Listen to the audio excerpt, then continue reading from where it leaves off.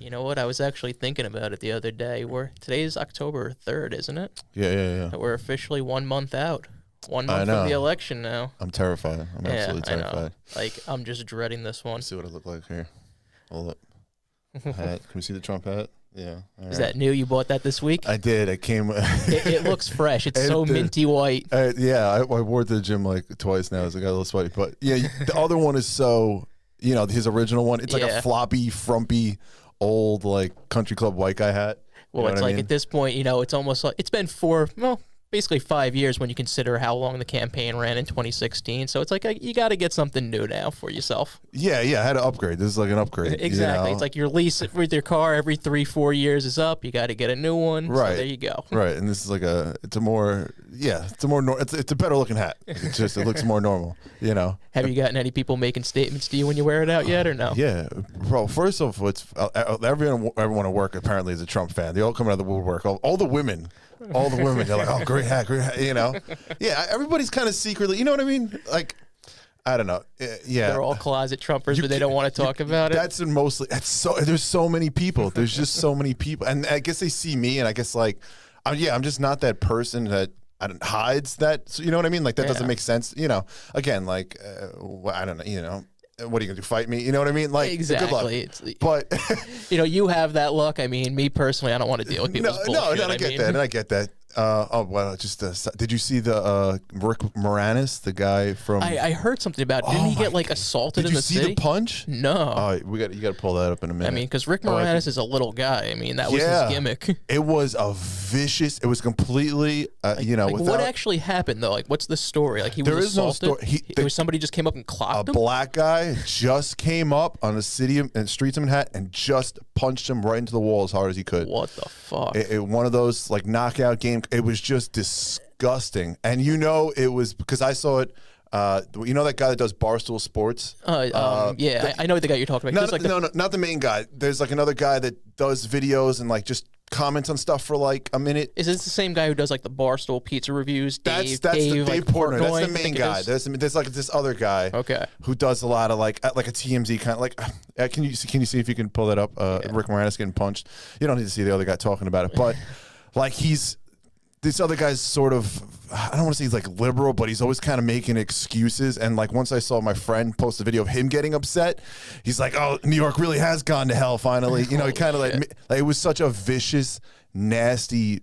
And again, he went to the hospital, then he reported it to police, and the video, and it was just a completely unprovoked, just punch a white guy in the face kind of thing.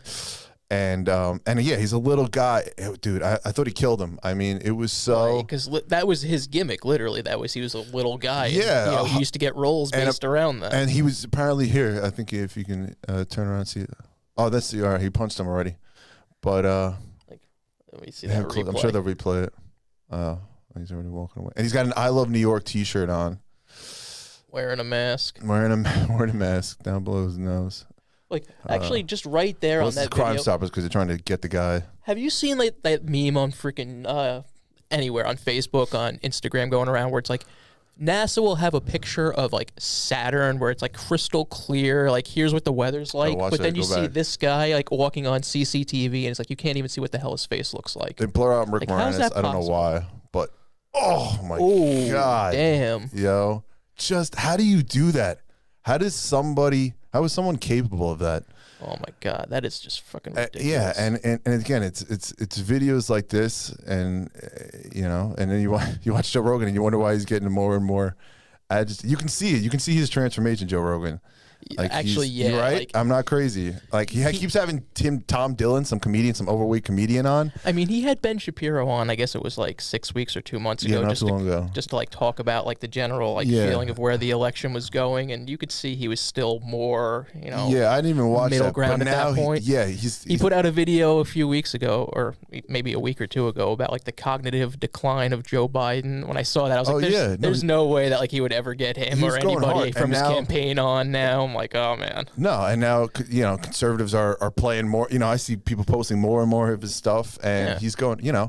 You know something? In terms of his lifestyle, he's very left, skewing. I mean, he promotes stem cells and that type of therapy. I mean, in terms of his lifestyle, like in terms of yoga, working out, how he eats healthy, doesn't want any, shit in his food, none of that, like artificial processed that's stuff. like a normal But now- progressive. You know what I mean? but, Like I'm progressive kind of in that sense. Like he's becoming more like politically conservative. Socially conservative. And I think a lot of people are, especially men in particular. I think, like you see stuff like that and it evokes a visceral reaction. Yeah, well, I think it's more of there's just so much shit out there now, and there's so many different videos where there are legitimate times where people need to be like, okay, this is not right, but so many other things are out there that just like dilute arguments, and people sensationalize those that things just people don't want to deal with it in this day and age.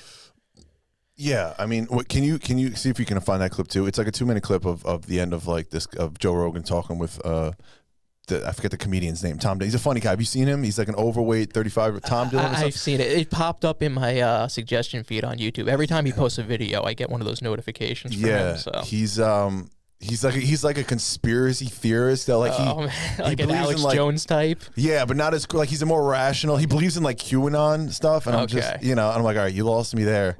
But yeah, I don't quite. Not Tom Dillon. What's his name? Tim Dillon or Tom Dillon. Last name's Dillon. It was a very recent. I think it was like the last episode. Well, those are not. I mean, the most recent one on there is from like August. No. That's what I mean. April, no. So. Dillon. No, Dillon. It's probably like the most recent. But is that the whole? Just play like the last 2 minutes. Even I think it is. I just because he starts off. Joe Rogan's like, I'm very progressive, and then he's like, but we need law and order. Well, that's what he said. Back when the shit was going on down in Seattle and Portland, where he's like, you need law and order, that you can't have people declaring autonomous zones. Right, and it seems like a reasonable approach. Yeah, play it.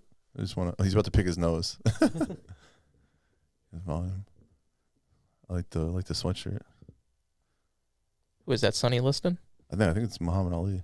That was way too puffy to be Ali. Puffy. Yeah, he looked kind of swollen. I think Ali's face was always a little puffy. Yeah. Well, it depends in the later years. I mean, when he was still fighting as Cassius Clay, I mean, he was so slimmed down. I mean, he really was just like... Oh, yeah. He was never like a muscular guy. No, I mean, I think that's what a lot of people got shocked about with him fighting Sonny Liston. They didn't realize how powerful he was. Like the fights, like where Sonny Liston takes the fall I haven't seen the conspiracies behind it that like he threw the fight, but I mean, it's pretty bad. Like, and again, I'm not like a conspiracy person, but yeah, play this video first. Let me just see what you get the volume. Or is that?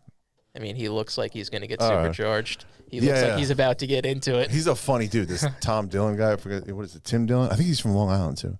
No, I don't know, but.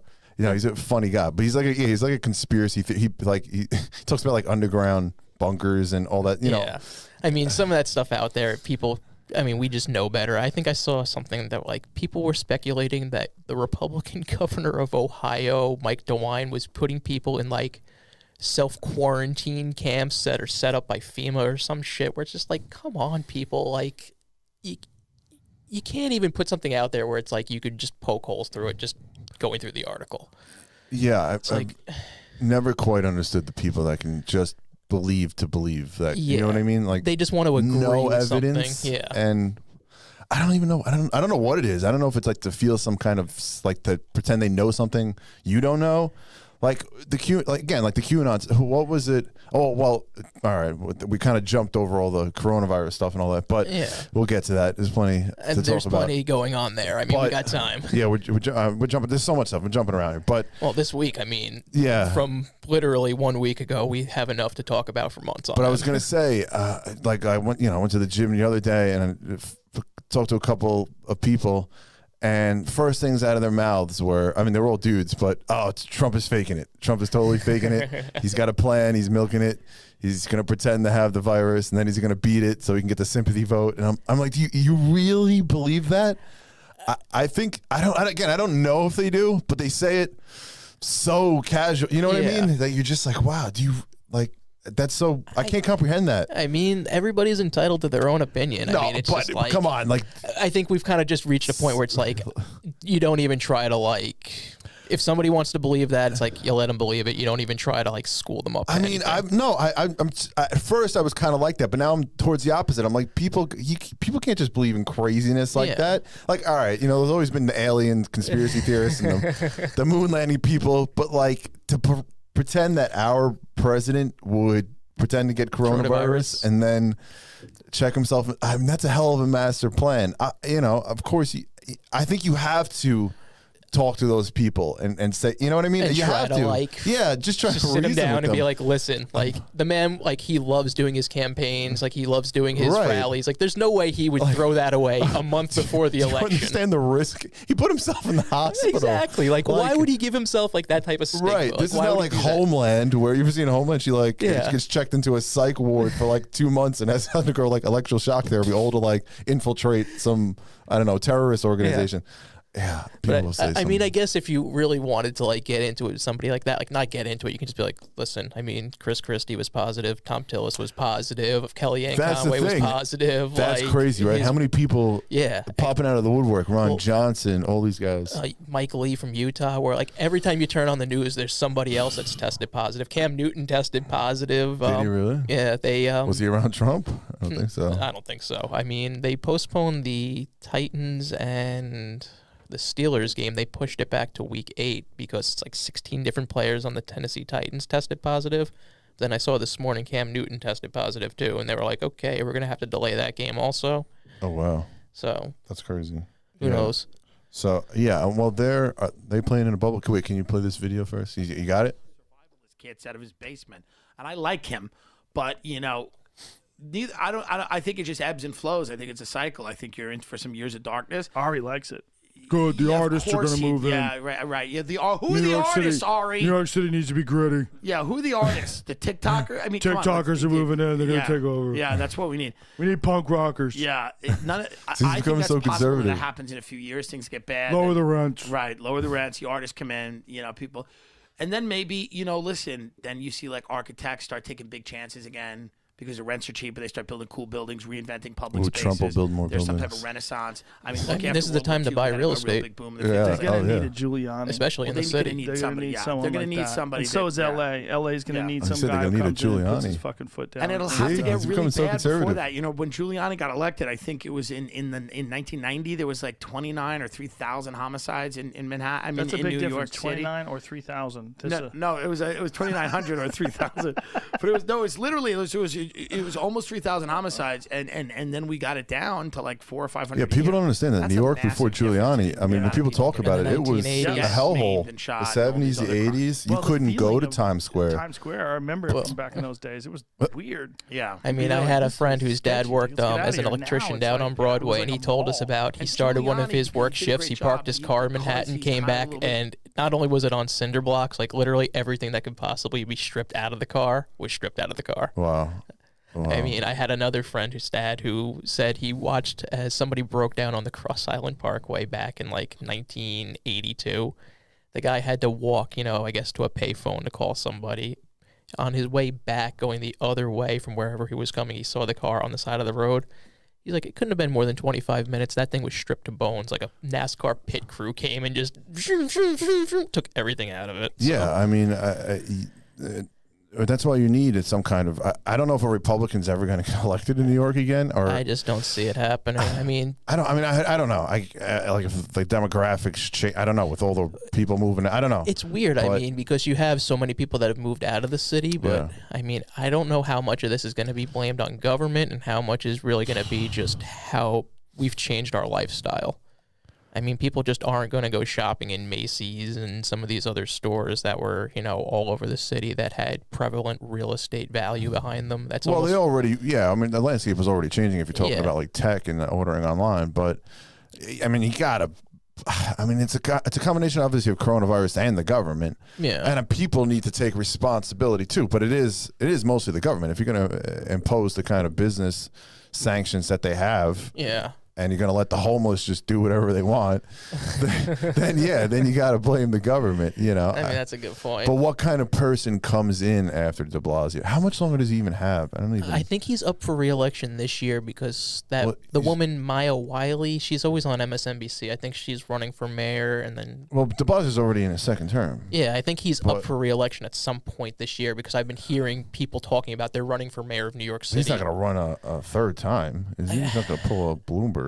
I mean, why would everybody already hate you? I mean, he I probably could get elected on like a razor thin margin, but it's like, why would you do that? I mean, yeah, it depends. Because I remember who ran against him. It was some unknown Republican woman, and she got within spitting distance. No, she wasn't even close. Oh, really? It was like 70 to 20%, and people hated him.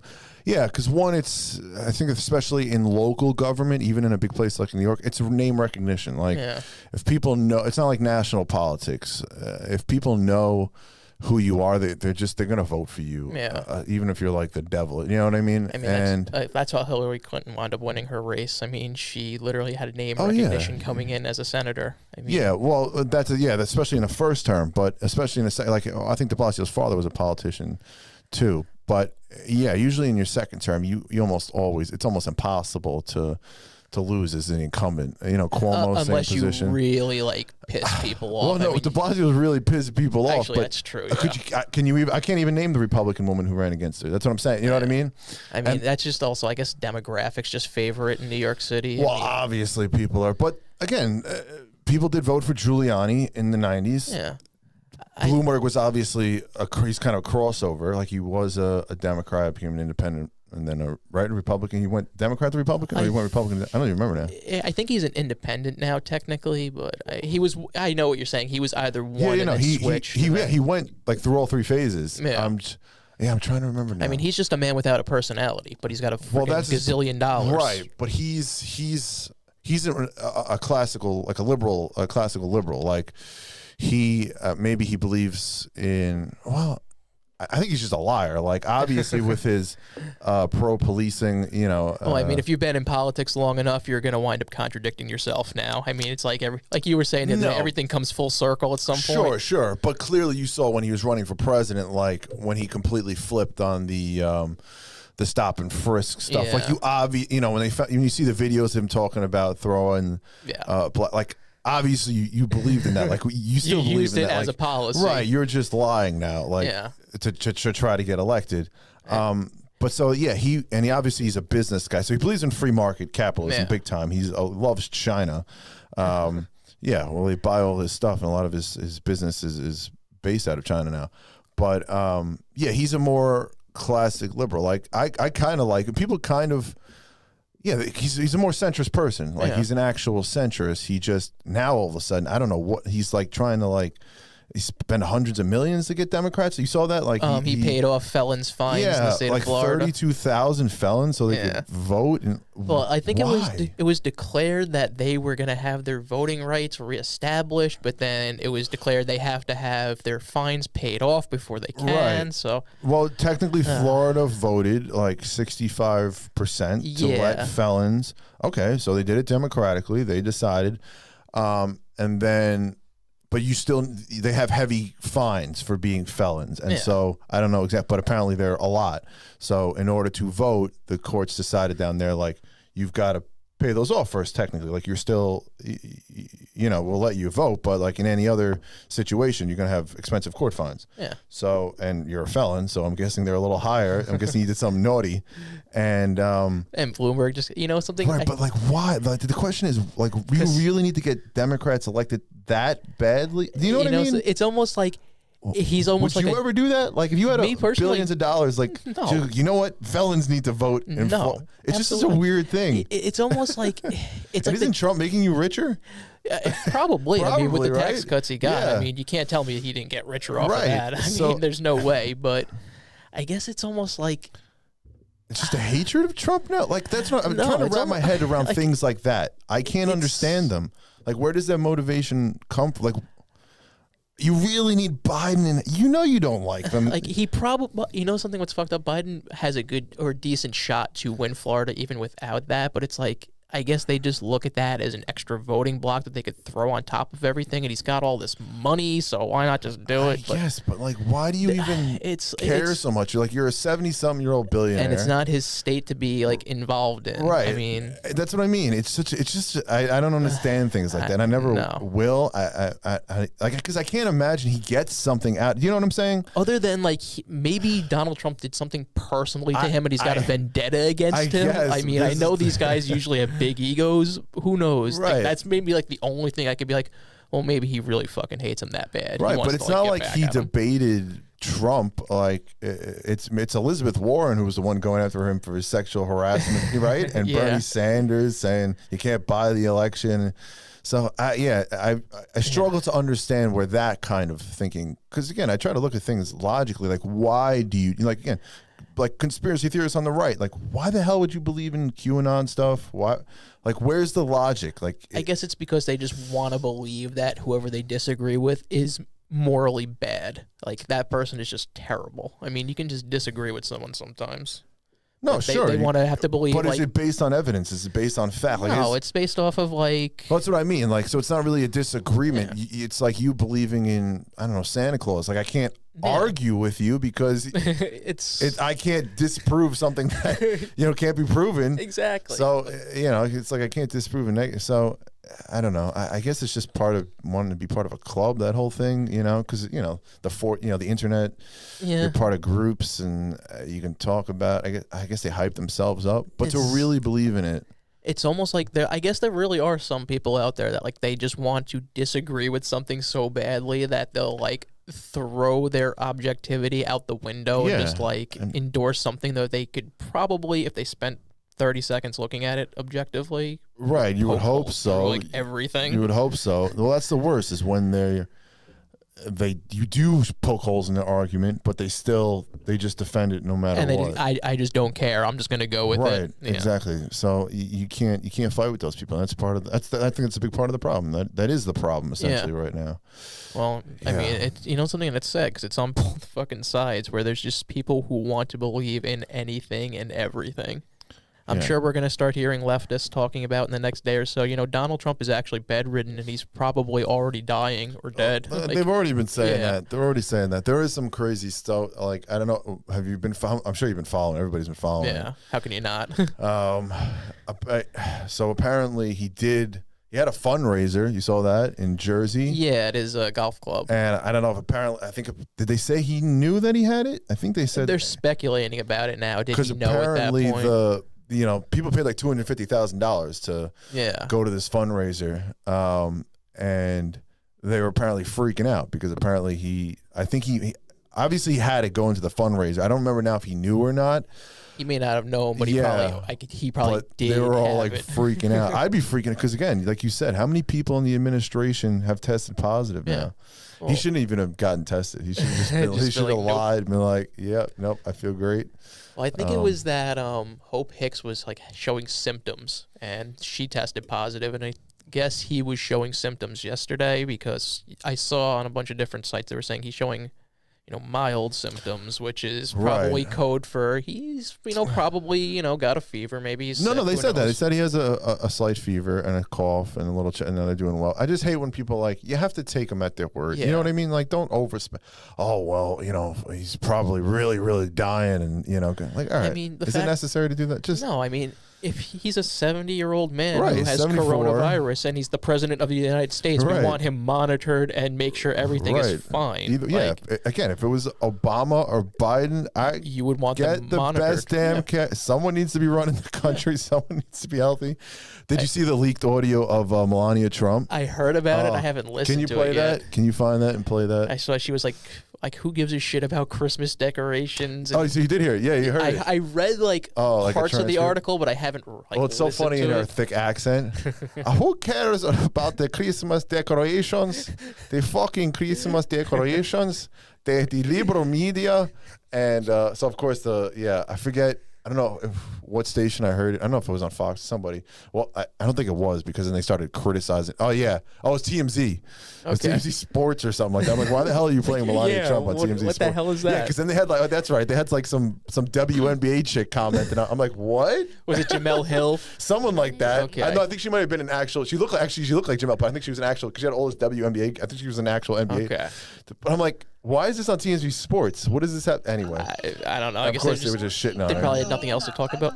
No, Where I am, Was I it? put I'm working like a my ass off I know. with Christmas stuff that, who gives a about Christmas stuff and decoration, but I need to do it, right? yeah, but Correct. 100%. You have And no then- choice. And and then I do it, and I say that I'm working on Christmas, planning for the Christmas, and they said, oh, The what about the Christmas. children? They were separated. Give me a break. Bloody hell. Where they were saying anything Bloody when Obama did that. I know. I cannot go. I was trying to get the kid reunited with the mom.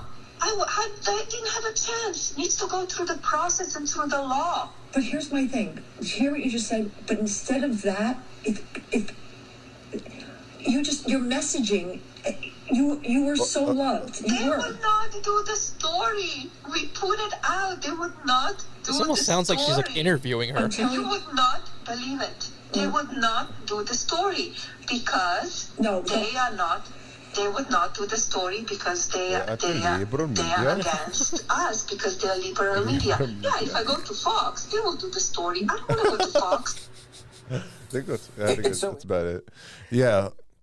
Well, I think that's what that whoever that other person, she's the one who linked it.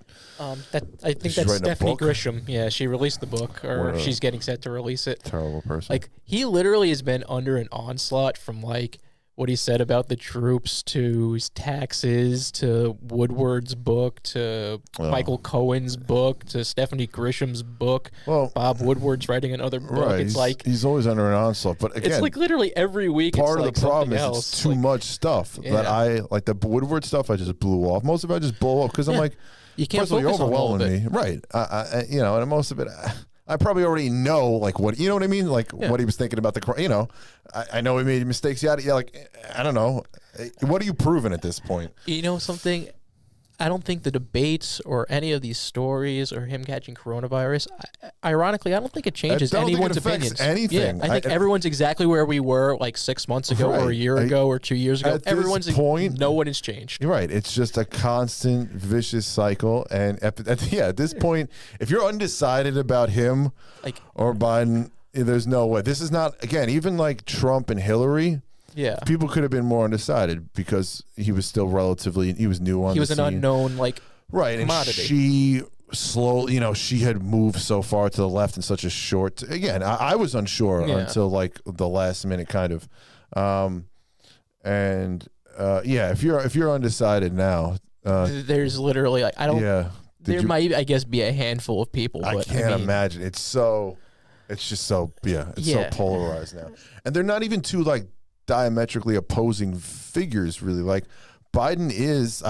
You saw the debate, right? I mean, Yeah. he told him to shut up. He called him a clown twice. Yeah. Called him a racist.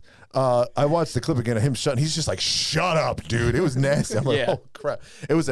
Did you watch the whole thing? Yeah, It you know was- something? I didn't think I was going to with the Yankee game being on. I couldn't turn it off. Yeah, I really? couldn't turn it off. I wanted to after like a half. I was. I Kinda wanted like, to too, but like It was I just so bad. I got nothing out of it. I don't think anyone did. No, they were just. I heard that this was ironically one of the first things that have unified the country. That everyone had the same opinion. Yes, This was fucking yes, bad. Everybody did. It was bad all around. It Wait, was.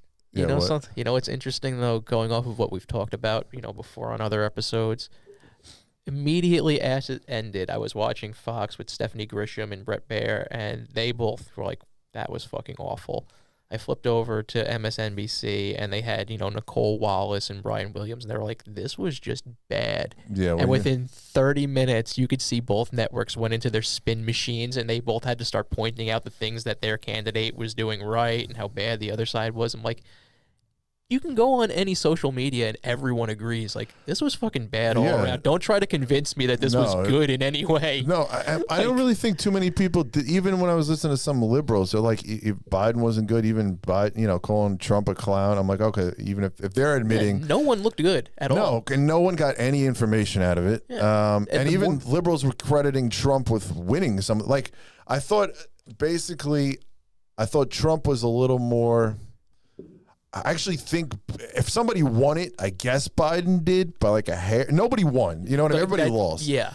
But once Trump started arguing with Chris Wallace, like that was like, oh God, all right, all's lost here. And Trump was just, I thought he sounded okay. Like, what was the first point that Biden, I think, tried to make was, about the judge. The very first question they got, I thought was actually the best answers that both of them gave the entire night. Well, I was like, as soon as Biden, you knew what Biden was going to say because he was kind of hearkening back to the Merrick Garland situation, which is obviously the Democrats got played, and that's their fault. They let it happen. Like, they let Mitch McConnell decide, hey, for a year, we're just not going to take a vote on Merrick Garland, and we're going to let the clock run out.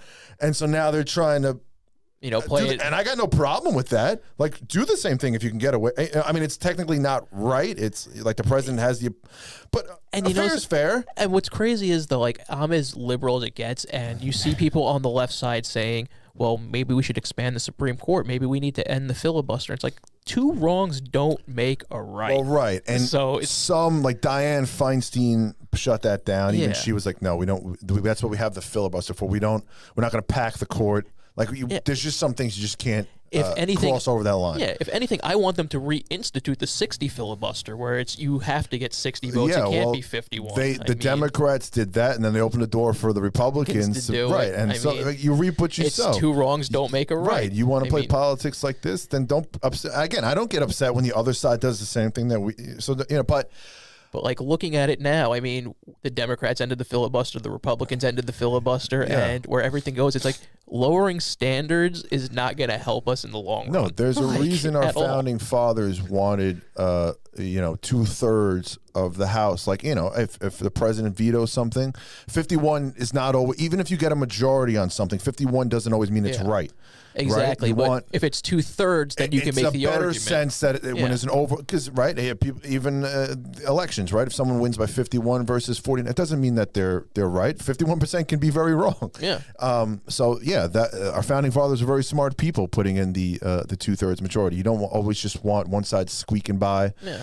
Because again, what if it's like kind of 50-50 and they pay off one politician and be like, hey, do us this favor this time, and then he vote anyway. But you know what I mean? Yeah. Well, I think we're on the same page there. Like, you don't want to just start all ending that stuff for a temporary exactly, because solution. you don't know what's going to happen 10 years from now, and you might be shooting yourself in both feet. So. Right. I mean, Ben Franklin said it best. If you sacrifice liberty for temporary safety, you will know neither liberty nor safety. So a very wise man, and people should put that motto, that creed, like over the walls of the judiciary there, but the halls of Congress. But yeah, no. But what I was going to just say was that first answer. You knew what Biden was going to say, and as soon as he said it, I'm like, dude, you got to respond with, you're the president. You get 4 years.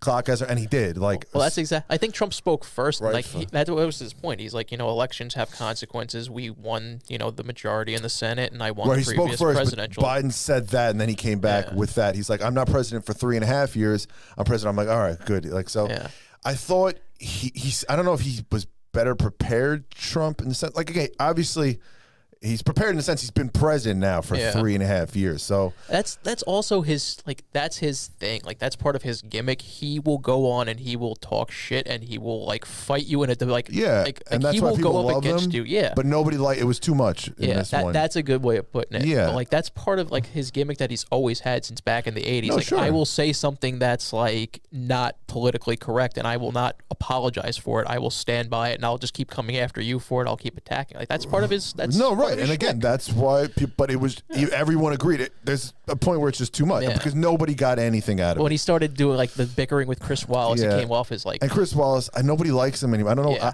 I was kind of I think he tries to be like a neutral, but he keeps coming off as a douche in these like debates. As a And- wonky, yeah, like, because he was clearly going after Trump. He was clearly trying to, again, what was the question that they all called him a racist on? will you like disavow white Disavow- supremacists? right. I think But it I was. think Joe said, Joe brought up the Proud Boys, that organization, and then he says stand back and stand by Proud Boys. Can you play that clip? Yeah. Can you see if we can? Because You know, it's funny. That reminded me so much of, there was a thing back in the 90s with WCW with Hulk Hogan, where he was going after this guy named Dave Meltzer, who was like a guy who wrote dirt sheets about this is what's going to happen at this pay-per-view and this is what's going to happen with this guy. And in order to like probably put him down and say you don't know anything, he held up his magazine and was like, this thing is just a rag sheet, and like threw it in the garbage, but gave him such free publicity. It was like, yep, subscriber base triples overnight. So it's like, that's who is this guy? Dave Meltzer? I didn't know yeah, his from name. WCW, but Antifa basically. and other left-wing extremist groups. But are you willing tonight to condemn white supremacists and militia groups and What to a say question. that they need to stand down and not add to the violence in a number of these cities, as we saw in Kenosha and as we've seen in Portland? Sure, are you I'm willing prepared to to do that. specifically Sure. do it? Well, I go would ahead, say, sir. I would say almost everything I see is from the left wing, not from the right wing. what are you saying? I'm willing to do anything. I want to see Well, peace. then do it, sir. Say it. See, Do it. that's a Say it. perfectly, that's what I would Yeah. say. You want to call him? What do you want to call him? Give me a This is name. where Give me you a ask. White name. Go supremacists ahead. and Who would white you like me to condemn? white supremacists and right-wing Proud militia. Boys, stand back and stand by. But I'll tell you what. Somebody's got to do something about Antifa and the left, because this is not a right-wing problem. This is a left-wing. This is a left-wing problem. But literally that moment, as soon as Chris Wallace wound up bringing them up, I'm like, if you were trying to have somebody like pushed back into the fringes and like you don't want this group to, you know, get any power or notoriety, why would you bring them up and give them the free publicity? You mean Like, Biden bringing them up? No, Chris Wallace brought them up. Like, he was like, you know, Well, the Proud Rice- Boys. Well, Like, no, I think Biden actually says the Proud Oh, Boys. does he? Yeah, Like, yeah, whichever yeah. one does it, though, it's like you literally just gave them such free publicity. Like, just like what I was saying, like, subscriber base triples overnight. Because that's what I saw happening. Apparently, like, they're so active in like Slack channels and, you know, all types of like social media now, where people are like flocking to their like Facebook No, pages. I believe it. Yeah, I mean, they posted that comment on their page. I don't even quite know what it meant, Stan. I don't even, but it's like Breitbart in 2016. I guarantee you 2/3 of the country had never heard of that publication, but as soon as Steve Bannon came on board, it was like boom, it became like mainstream. well, that's the thing. It's like I don't really know who the hell the Proud Boys. Like I've heard the name. I know Gavin McInnes. Yeah, the guy who founded Vice. Right, is, right. you know- Isn't that crazy that he founded Vice along with Shane, that other guy? Yeah. Because it started off. It wasn't like Vice wasn't like a left. It was more. They was like- tried. They did interesting stories. It was trying to like expose, They like did a bring lot out of shocking Islamic things. terrorism. Yeah. Yeah, and I used to watch it because they used to do their reporting sucked, but they used to do really interesting, fascinating stories. Like Yeah. you know, they used to go to like parts of the world. You're like, where the hell? You know, They this did is- one about Qatar getting the World Cup in their bids and showing right. people like was that Real Sports or was that Vice? I think both probably did it. it might have been both. I know but- the Real Sports did a great piece on Qatar, bringing in like slaves. To, Yeah, where it's like literally they had to surrender their passports and they weren't allowed to leave the country. They're basically slaves or Yeah. indentured servants. Holy Yeah, a fuck. lot of those countries they build their. Yeah. That's how they build out Abu Dhabi and these nice places now. You Yeah, know, basically. but yeah, Vice. I used to watch it a little bit, because a fair amount actually, because they did interesting stories and they didn't seem overly liberal. And then I guess he got pushed out. I have no idea. Like I just know that. Well, he I formed know them. he's been on Joe Rogan. Yeah. And Joe Rogan kind of disavowed him because I don't know. He started the Proud Boys and got associated with that. Well, I think that because the Proud Boys, I think it is like one of their mission statements was that they're waiting to fight a civil war in the country. yeah, It's like, I get all that. But you saw that apparently the head of it is like a black guy. is he? Yeah, can you look up the head of the Proud Boys? I don't think that could be because I think their whole No, thing I is keep that like seeing- they're like white, like No, they're not all. Anglo-Saxons, aren't they? No, they're a mix. They're Okay. Hispanics. Because there's one of those groups that is actually like you have to be a white male. It's like they don't even take I'm women either. sure. There's one of those that are well, like the that. Nazis. But there's a few. There's again, like to outside of the Charlottesville people, like you know, Patriot Prayer, or again, Proud Boys. They're a mixture of like they're just really conservative for lack of a better term, you know, I guess they're the QAnon alt-right people for I don't know. They're the right-wing equivalent of Antifa. I guess, but they're so much smaller, and they don't do the violence. Again, that's why. Can you see who the leader of the? Yeah, see who the leader of the. Even the KKK takes in non-white people. Do they really? Yes. They have Hispanics in non. Yeah. How's that even possible? Because I think there's the head of it. He's like he's a Cuban guy, Enrique Tarrio. Enrique Tarrio. There you go. That's the head of the Proud Boys. See, so it's hard. It's the Latinos for Trump. This guy's at a Florida State rally. So that's why he doesn't disavow it. Like maybe it's gonna be associated. Like obviously they're predominantly white males. Yeah. But that's what I mean. You know, how do you? Can it be racist if the head of the guy is a Cuban immigrant? Like, you know what I mean? So that's why he doesn't. Again, and you know why he doesn't. Like he keeps getting asked the question. It's totally unfair. I mean, like I remember. Like I was when he was running and he got asked about David Duke. Well, disavow the guy. Yeah. Like you're being a fool then. But now he's been asked at and they don't ask about Antifa. Did Chris Wallace straight up ask Biden about Antifa? I don't think so. I don't really. No, but even you, like, what's your obviously these aren't the guys out there destroying cities and the ones anybody seeing on TV on looting both or sides, rioting. I see people out there and like I think to myself, A, there's a fucking coronavirus epidemic in the country, and B, it's like on a weekday, the conservatives are going to be out there on a weekday. Like, what the fuck are you doing out there? Like, get a job, and on a weekend, it's like that's what you're going to spend your weekend doing, like fighting a protest. Like, fuck, I'm going to clean the house and walk the dogs and watch football. Well, I think obviously that's what has exacerbated the whole situation is the coronavirus, and people are out of work, especially these morons. And did you see like when they were laying the rest? RGB Ginsburg. Well, they weren't laying her to rest yet, but they had her outside of the White House, and Trump and Melania are there, and all these people just start booing. They chanting, vote him out or something. Yeah, I mean, just even if you don't like, first of all, she's lying right there. Have some respect for her. But yeah, it's like a Tuesday at like noon. Yeah, like do you have a job? Like, what are you doing there? How are you trying to better anything? And like, I see these people all the time on these like rallies and stuff, and I'm like, you should either, go look for a job or do something productive. I guess if it's that important to you, like, I guess. But it's one thing to, again, be out there protesting something, which, again, I don't even know what they're protesting, especially not anymore, especially not after months and months and months. Like they just disagree with each other. Well, right. That's all it is. Like, what do you want? What do they want? Like, I know what they want. They just want power.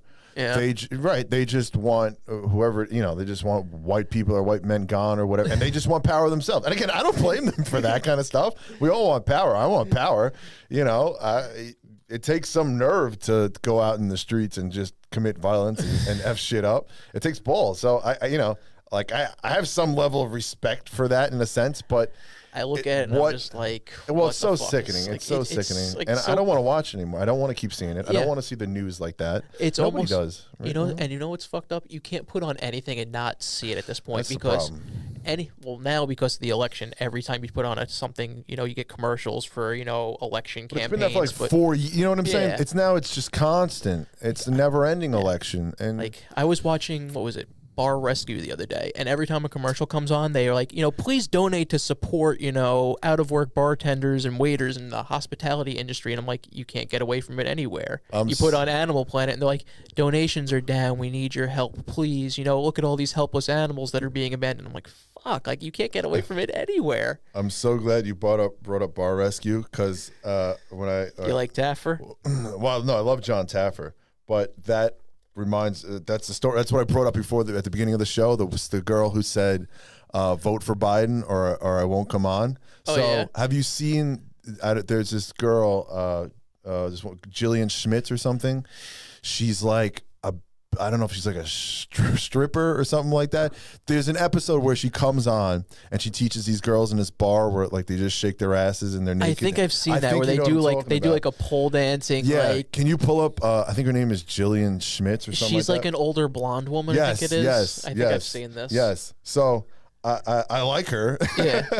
And so I just, hit her up and I was like, "What? You should come on." And so she responds and yeah, there she is. I think that's her. And I mean, her legs, her ass are ridiculous. There's a reason she's a professional dancer. But don't even give her any more credit. But no, so long story short, I asked her to come on. And then I guess maybe she looked at my page or something. I don't know if she, all of a sudden she goes, "Oh my God, you're a Trump supporter." Is that why you're wearing the hat today? Because you think she's going to watch it? Part of it, I hope, right? No. So she basically says, damn, Anyway, I kind of want to watch the episode now where she's on. But yes. Whenever I work from home, I wind up watching it. It's such a great all day show. long on it's Spike. Such a great show. But so long story short, she basically is like, "Oh, no, you're a Trump supporter. I can't come on." And I'm like, I was like, well, I have a liberal guy who, gives the countervailing point of view. And she's like, "Well, if you vote for Biden, if you vote for Biden, I'll come on." And I'm like, and just, we get into, I'm like, "Would you want me to, change my principles and my values?" That's how you want to win someone's vote. Right. I can actually pull up some of them. And she's like, "I would have more." You don't even have to get into that. But long story, she's like, "I would have more respect for you as a man if you voted for." I'm like, really? If you just threw down your principles? I guess I could have lied. I thought about it, but I'm like, hey, it's not worth it. You know, I don't know. Maybe, it probably would have been fun, but it probably been fighting for like 5 minutes, and then she would have but have a screing go viral moment. Yeah, and then she just like laid into me for like a paragraph, and something, people, if they don't want to agree with you, I mean, I guess that's their right, but it's to like, tell somebody who to vote for. Like you have. It's your right as an American to vote for who you want to vote for. And she said one of those, she's like, "Yeah, we got to have so much more respect for you and end fascism and end tyranny and slavery or whatever." I'm like, "What are you talking about?" She was, but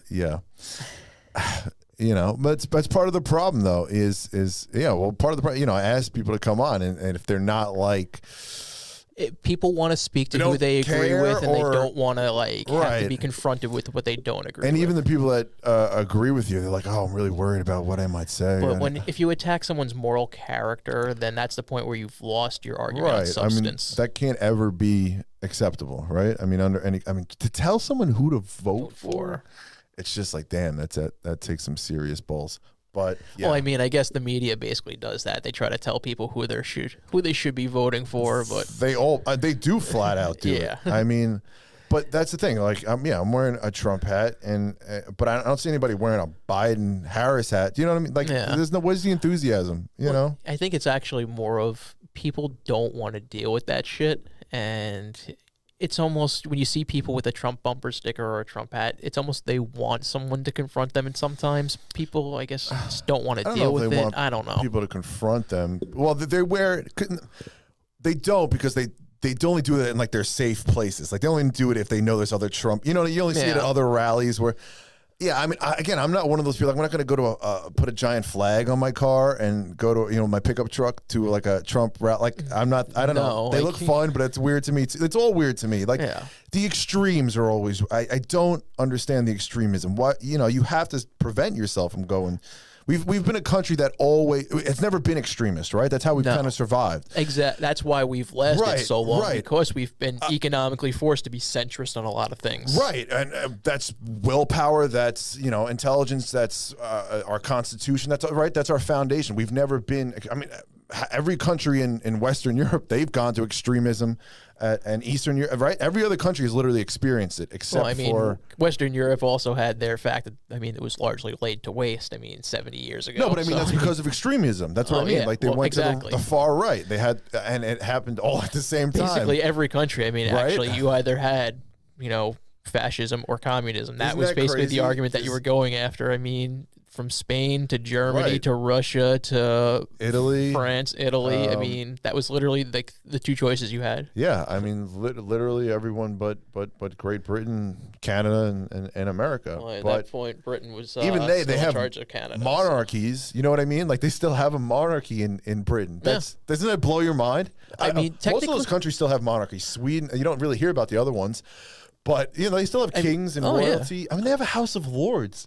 Like I think it was in 2010 I had seen the study that it still cost every single British taxpayer £1 per year to fund the royal family. yeah, it's about $65 million they pay. Exactly, to keep them up and running. I mean, they're very popular there. No, well, that's the thing. And it is hasn't always they're been that. popular here. They're incredibly popular, right? Yeah. When there's a wedding, Well, now even that's getting like toxic. It's like I like Kate and I like Will, but I don't like Meghan and I don't like Harry. Yeah, I don't know. Yeah, but we love. Yeah, we love the pageantry. that's what we love. We love. We all, you know, every girl wants to be a princess, and you love. Yeah, that's what you love. You love the pageantry. We don't really care so much. Like the notion of a monarchy goes against like all of American right, principles. Or it's supposed to, but there's a lot of people who I feel like, again, they'd be like, I'd probably be okay with it because again, they love this sense of pageantry, pomp and circumstance. the carriages and all that stuff. You know, they love all that crap. So yeah, I mean, when I was watching a Windsor documentary not too long ago, and yeah, like when Diana came over here when she was alive, I mean, literally she was the biggest star over here. Yeah. I mean, she danced with like John Travolta at the White House, and you know they just shit on Charles. I mean they just destroy this guy. But she's dancing with John Travolta. And he's like over in the corner at the White House, just like staring, like sulking, trying to stay out of the limelight. Yikes! Well, you know they had a pretty toxic. I think he was envious of her. Yeah. You Well, know? I mean, basically the royal family from the time Elizabeth has taken over, their whole entire mantra has been trying to survive and keep themselves popular. Because during World War I mean, you had the notion of the Tsar being taken down, which he was a cousin to the English King George, and then obviously the Kaiser didn't survive the, you know, the. I mean, right. Well, the Romanov. I mean, he survived, but I mean, he didn't actually like the monarchy. The German monarchy didn't wind up surviving, you know, the First World War, and basically the British monarchs King George had the thought process of, okay, I need to, you know, do some things to get myself over in terms of keeping my popularity up. Obviously, after the Second World War, she wound up marrying a Greek monarch, which people thought, oh, that's too close to the Nazis. And then after Buckingham Palace burned down in the 80s, it was... Well, they changed their name. From Saxon to Windsor. Right, to Windsor because it sounded too dramatic during World War II. Yeah. But then, like, even in the 80s when Buckingham Palace burned down, people were not, you know, so high up on the royal family at that point, and the main, you know, sticking point was, who the hell's going to pay to rebuild this palace? That was a big thing. She originally was just like, well, the taxpayers are going to pay it. Well, that was actually when they first opened up Buckingham to people touring, because that's how they funded it. Right. And that was her getting back over. Because they were like, isn't she like the richest woman in Britain? You know, exactly. Yeah. We're going to pay for her shit. Right. I mean, it's kind of was twofold because they've always been, you know, the tax dollars go to it, and that's part of it. And even though she constitutionally doesn't have any power, she wields a tremendous amount of power. She still signs off on like who the prime minister is going to be. Like it's a de facto thing. He has to come to her, to say, I'm going to, you know, create this government. Everybody has to bow to her. The national anthem and all currency is, you know, inscribed with her face on it. Yeah, I mean, they still wield an incredible, far more than any other monarchy. Again, there's monarchy still in Sweden and Denmark, and they have princes Spain and Japan. But you don't hear anything about them. You don't hear anything about them, but they still wield an incredible amount of power. People are doing shows about them all the time. She's still technically the head of state of like God only knows how many countries. Well, the Commonwealth is much smaller, obviously, nowadays. Yeah, I mean, she's still technically the head of state of a lot of places. Is she like still the head of state of like Australia still? Yeah, I think even Canada, she's still Canada, they still have, I forget the total history now of Canada, but there's still a definite attachment there, some kind of provincial status or something like that. Exactly. Like, I don't know the technicalities. No, yeah, they still call her Majesty over there. They still wield an incredible amount of power. You don't realize, I mean, just how much, I mean, the British crown has touched everything. It's freaking nuts. Yeah, I mean, essentially most of the world at one point. I was watching a World War II documentary earlier about the Nazis, and I mean, they had I think the second largest empire at one point.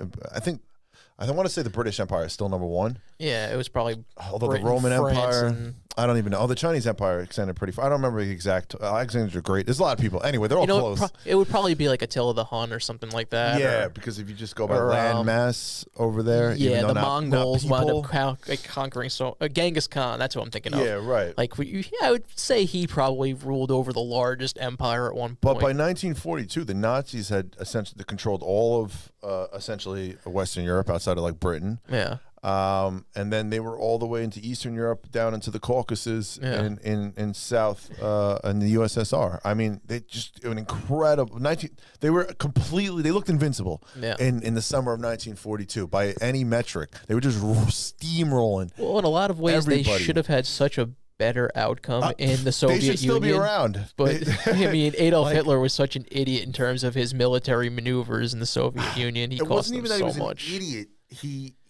He was a military guy. Again, I mean, he was World too. War One. I mean, I get that he was too brash in a lot of things. Simply just greed. Yeah. It was just simply maybe it was because of success, as well as that it was inevitable that he was always he was going to have a downfall because he overreached. But yeah, I mean, you take on the whole world.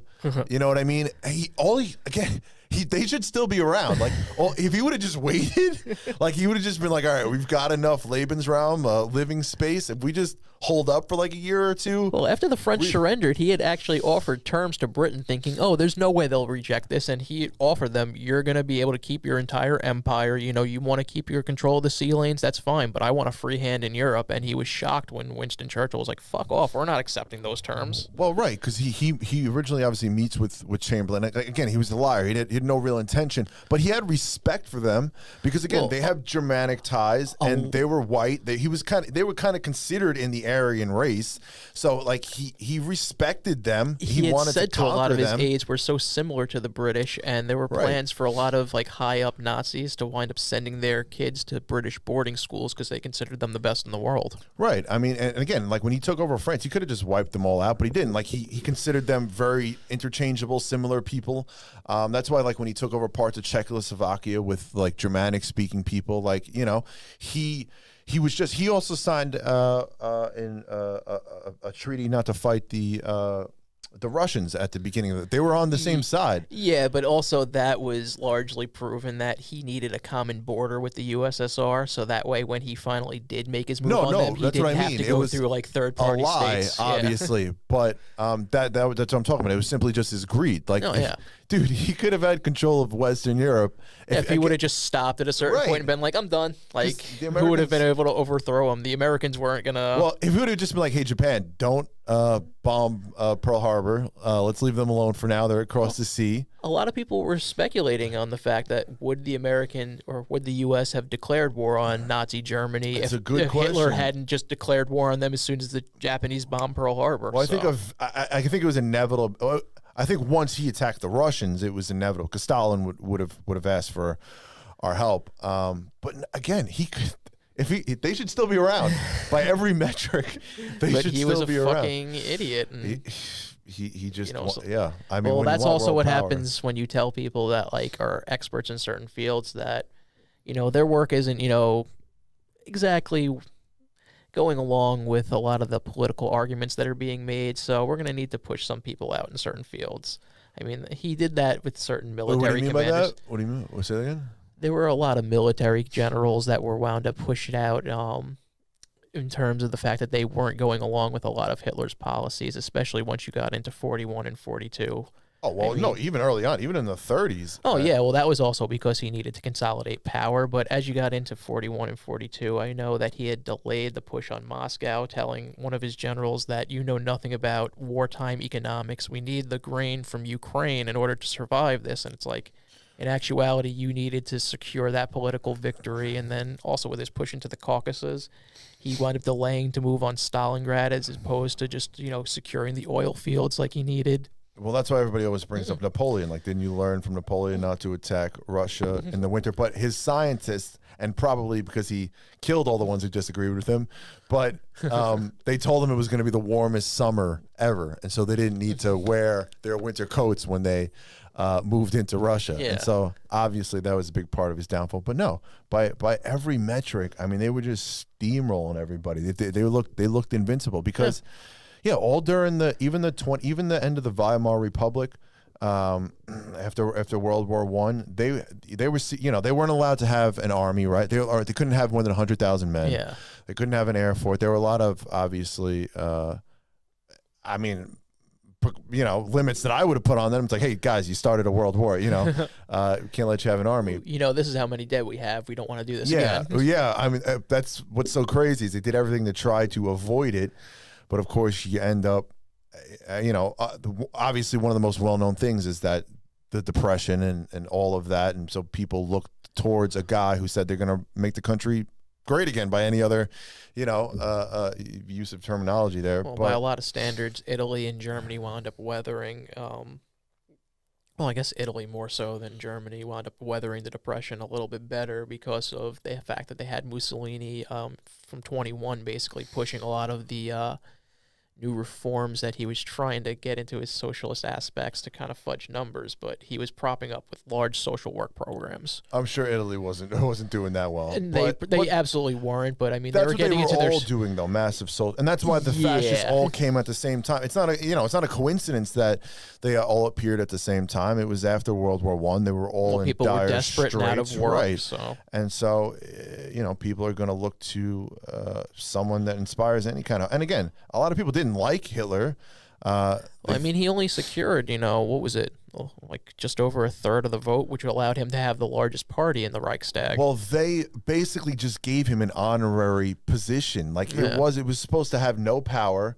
It was just supposed to be to placate the extremists, the radicals who they were afraid of. Because remember, Hitler makes a small attempt early on, and he's unsuccessful to try to overthrow the Republic, and he loses, and then that's when he's thrown in jail. Right, that's where he writes Mein Kampf, and it's funny, you know, all these things to try to prevent something that end up leading to, you know, this outcome.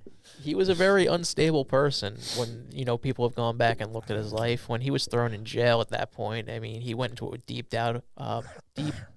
drought of depression where he wouldn't eat, he wouldn't talk to people, and it was only once he found out that he was somewhat of a local celebrity that he, you know, all of a sudden got the will to write a book like Mein Kampf. Again, I always wonder those things, like, I don't know how unstable he was. Because, one, you don't always want to just write somebody off as crazy, number one, you know, because it's too easy to do that.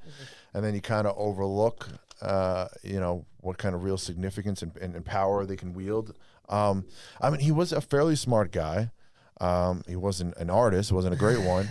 But they ever seen Drunk History where they're like, if they would have just allowed him in the art school, they would have avoided the whole situation. If they would have just told them, oh, like they do like stick figure drawings. They're like, oh, that's great, Adolf. That's really great. Yeah. You're in. Come on. They would have just encouraged him a little bit more. Did you see that movie Jojo Rabbit? That came out? I've heard about it, but I haven't watched it. I know it touches on like Nazism in some way. Oh, no, that's the whole thing. It's basically this guy plays Hitler as like he's this little kid's imaginary friend who's Adolf Hitler, and I only watched some. It's not very good, but it's based on a book. Okay. But essentially, yeah, he's like, you know, this little kid is you know, he's in the Hitler Youth growing up. Okay. In Nazi Germany, and yeah, his best friend is this imaginary Adolf Hitler who's kind of like flamboyant and gay and. Yeah. What? Yeah, you know, like he's mocking Hitler. Like, who wrote this book? Well, no, I get like he's mocking Hitler, but it's like, who comes up with this story? Yeah, and he just like, oh, you know, and he says, you know, all the crazy, you know, Jews, they're all demons, yeah, you know, you have to, you know, they have horns, you know, all the crazy stuff that and he, you know, he plays it up. And then I think in the end, like, you know, it's one of those like Anne Frank situations. The mother secretly hides this Jewish girl in a closet, and the kid becomes in love with her. You know, it was it just was. But I was gonna say my larger point was they still make a lot of movies about Nazism, right? Yeah, they do actually. There's a lot of stuff on TV about it. There's a weird romanticism. Do you know what I'm saying? I don't want to call it romanticism, I know, but like it's a fascination with a lot of people. Like, definitely. Almost for a Soviet historical Union, too. sense. I mean, like, have you heard of that show Amazon did? The Man in the High Castle. I haven't. I've seen a little bit of it, but it's like it's the fascination of like what would the world have been like if they won. It's trying to like show you like all the freedoms that you have is kind of like the moral like right behind it's just but it's sort of that because I was thinking about this earlier today. Like, remember when just a specific example. Like, remember when Alex Jones was on Megyn Kelly when she had that short show for like a minute when she was with NBC. When she moved from Fox, they gave her own show. She was still with NBC, right? okay. I think like her first guest was Alex Jones. What a guest to pick, right? And so you know how people make that argument sometimes, especially on the left, like, well, why do you give them a platform at all? Yeah. You're justifying it. And so I was kind of thinking about that earlier today. Like, there's a good amount of Nazi stuff, and again, I don't want to, but like they give them a platform in the same sense. Yeah, because obviously it's historical, so of course there's justification just in that, and you don't want to censor, but is it fair to ask that question? Like, not that you're gonna turn people into Nazis by watching it, and same thing. No, but I get your point because remember what we talked about last week. There's a great fascination with it. Yeah, I think we talked about it last week or the week before. How there was a study that came out where 20% of kids in school these days actually believe the Jews caused the Holocaust. Okay. Is that like, or they just don't know? I've seen it in so many like actual publications where I think it's an actual like thing where kids just don't know. What does it even mean? Caused it they brought it upon themselves. I mean, but when you talk about something like that, like the fascination with Nazi ideology, I mean, let's say, some 10-year-old kid sees that, goes on YouTube and sees some freaking obscure video about Nazism, and that winds up forming his views on things. I mean, obviously, even if that does happen, that's still not enough. You know what I mean? Like, this, but like, one, it's obviously a very small occurrence, but yeah.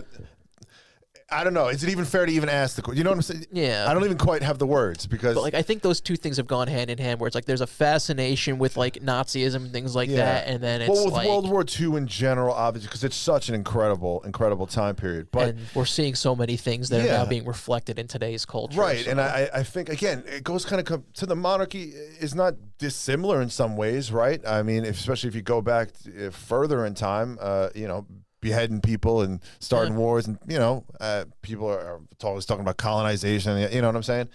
But I mean, when you see like those big Nazi symbols, Nazi flags, or when they have like the Roman, ancient, the staffs with the golden leaves around it. Yeah. There is a beauty to it. There's a pageantry to it, and so I think it's a fascination for lack of a better word. Well, Goebbels and Hitler were very much into that.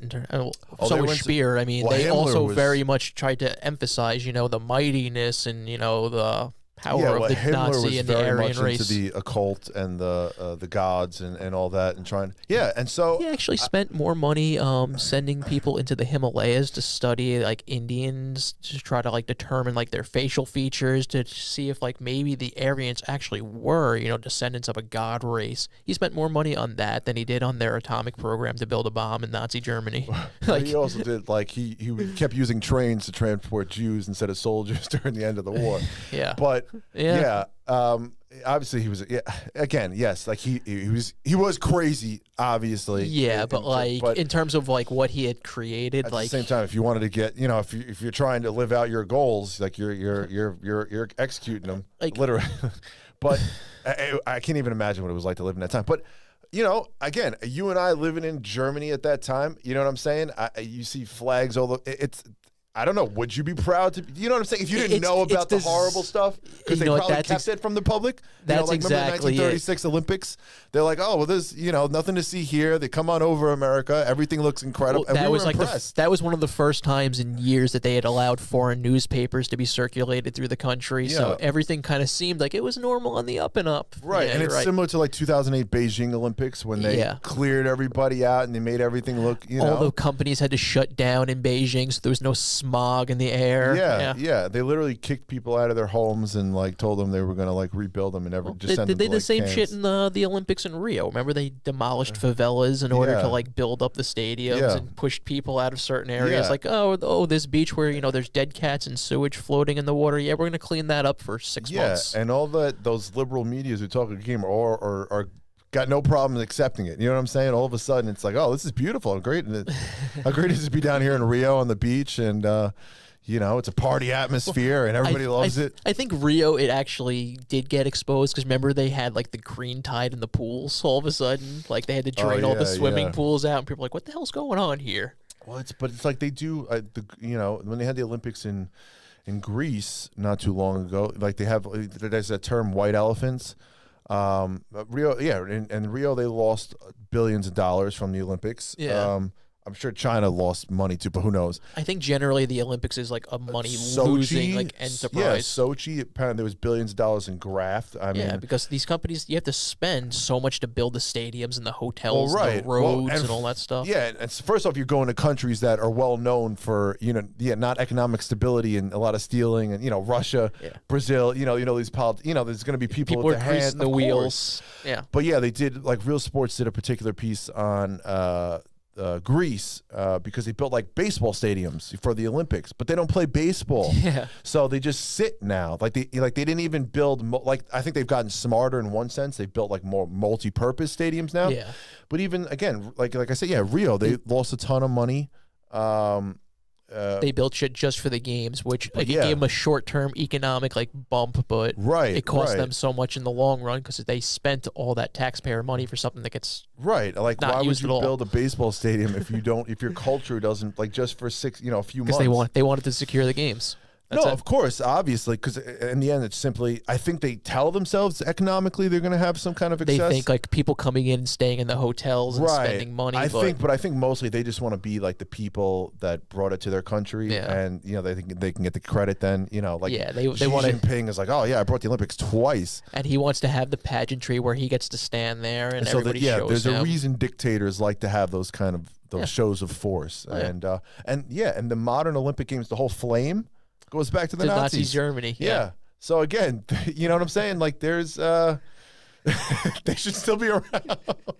Could you imagine what that would even be like? It'd probably be a fucking metropolis over there. I can't even speculate to that. I mean, it's like, but who the fuck? They probably would have wound up going to war with us or somebody else at some other point later on. Well, that's the thing. I mean, Hitler was inevitably gonna doom himself. He would have done something. But yeah, I mean, he brought them.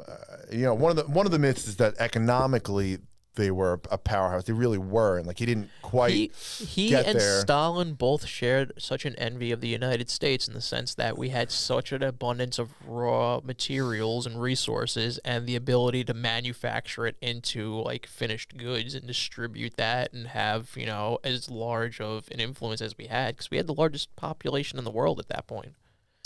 You mean for country? Yeah. We were about 100 million. Yeah, but I mean, still, when you think about it, China or a place like that would have, or India would have been a lot probably, more. But I mean, I don't think think the Soviet had more too. They probably don't have accurate counts of population density in those countries. But there's no disputing that we had a billion people now. So 60 years ago, I think they were still had more people. But yeah, we had about 100 million. Britain's a fairly small. I think we're only about 30 million. Britain has, I think it's 64. No, today. Yeah. But I mean, back then it was only 30 million or so. Yeah. Well, I mean, Roosevelt when he beat Wendell Willkie, it was 26 million votes to 21 million. So when you think about that, I mean, the numbers are much smaller. And again, you're only fighting with really half your country because women aren't in the military, especially not at that time. And we still had segregated military. So you basically had, a white Navy, black Navy, white Air Force, black Air Force, right? White And for Army, the black most Army. part, the blacks didn't fight. Yeah, they were using on the front lines, background roles. Yeah, more moving stuff around, and it wasn't until the end of the war that they started to fight a little bit more.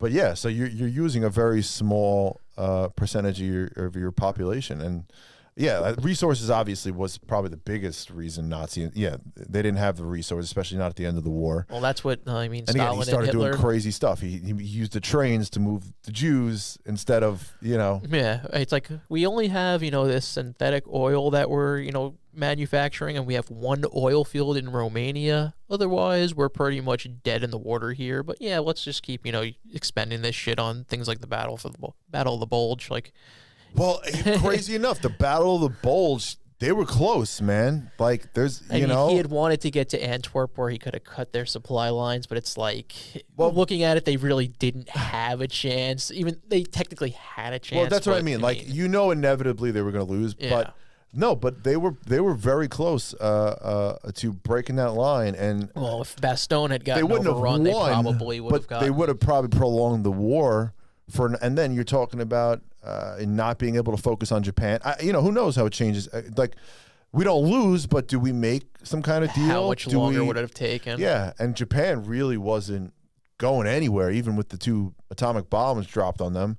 They didn't bow out until really Russia, finally came in and started attacking them from the north. That's actually one of the conspiracy theories that I've actually come to think is probably true, that Truman didn't so much drop the atomic bomb to prevent an American invasion of Japan as he did to prevent a Soviet invasion of Japan. Well, I think that's definitely a calculation, and I think that's a calculation that would have been made today. Like, if Trump was, you have to make that calculation. You have to be able to see 2 steps into the future. You know what I'm saying? It wasn't even a calculation at that point. I mean, they had the Soviets didn't violate the non-aggression pact with the Japanese until basically the last month of the war, and then even after the Japanese had agreed to stop fighting, they sent troops into Manchuria, into northern China. They took half the Korean Peninsula, took the Kuril Islands, and apparently they were having staging forces, getting set to move into Hokkaido, which is, the northern island of Japan.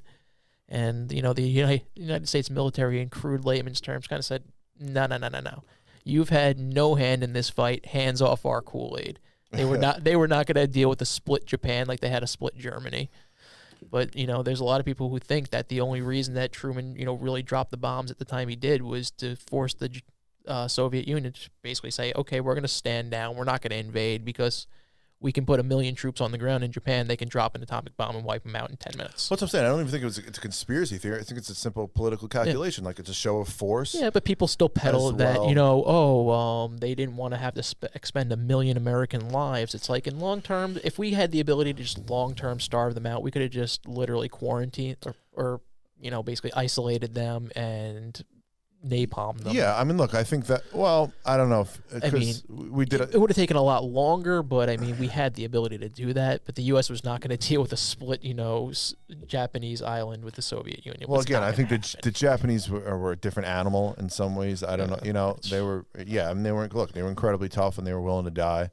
I mean, you drop a bomb and wipe out 70,000 people. And they're still saying, let's keep going. Yeah, because again, number one, it's not like their emperor or their government told them, you know what I'm saying? Yeah. Like that, like word didn't get around, like, they kind of isolated that and cut that, and they were gonna, they weren't really going anywhere.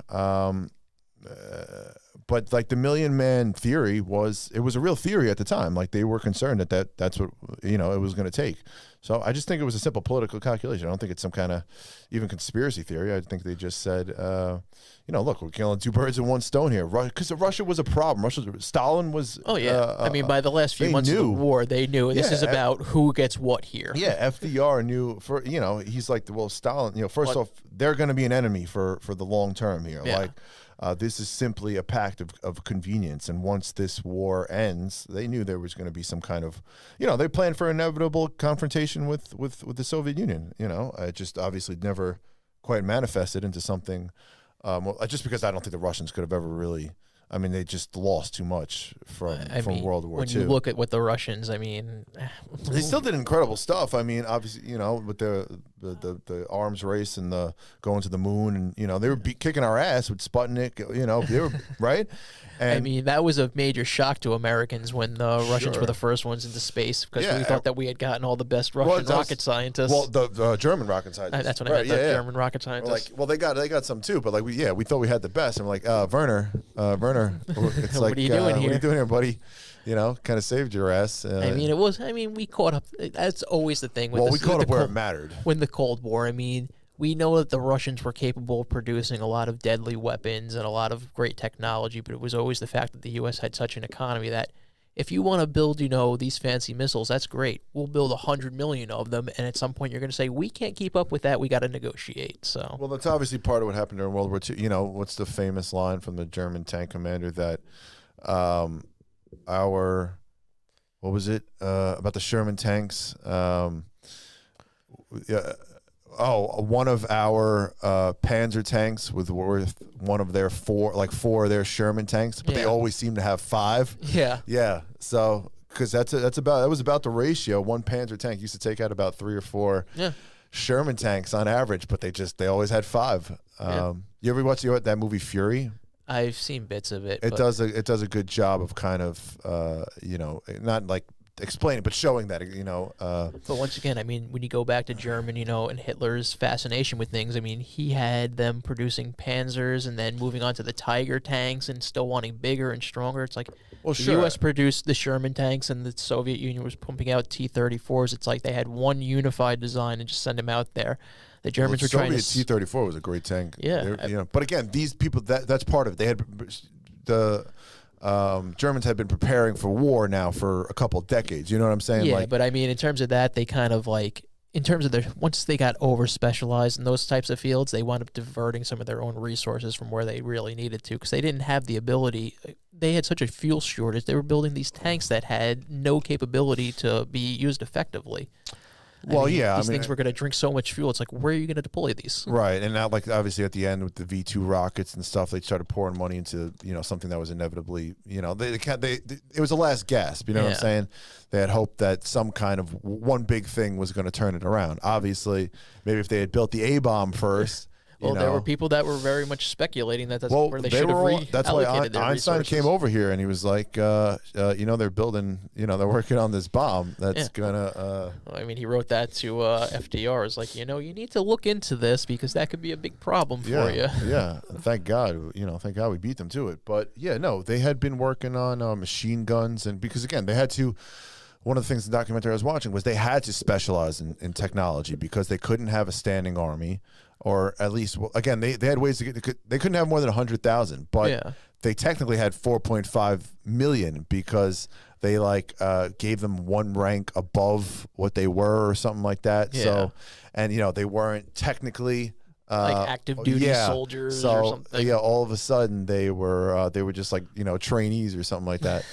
but of course, as soon as he came in, he was like, "F this! I'm putting in the German Air Force," and they built. They had fake companies in Denmark and Finland and Turkey, and they outsourced their building of jets and they didn't have the jets yet, but. Machine guns and all that sort of stuff. They waited the U-boats. They waited to a strategic point to reveal, hey, this is what we fucking got. Right. I mean. And so in the 30s, we're fighting Prohibition at the end of that in 33 there, and going through the Depression. So again, we were able to mass produce stuff really quickly, but obviously it wasn't going to be as good because we hadn't been working on the technology. Well, I mean, FDR was good in the sense that he at least had the foresight to know that we have to have somewhat of an arms industry established, because if we do wind up having to go into war, we don't want us to wind up like World War I, where we're having to buy billions of dollars worth of arms from the French and British because we can't meet our own needs. Yeah. I mean, it really is crazy. Can we take a quick break? Yeah. Can we take a quick break? Sure, it's good. Yeah. Oh, are we still on here? Oh, my throat is fucking hurt.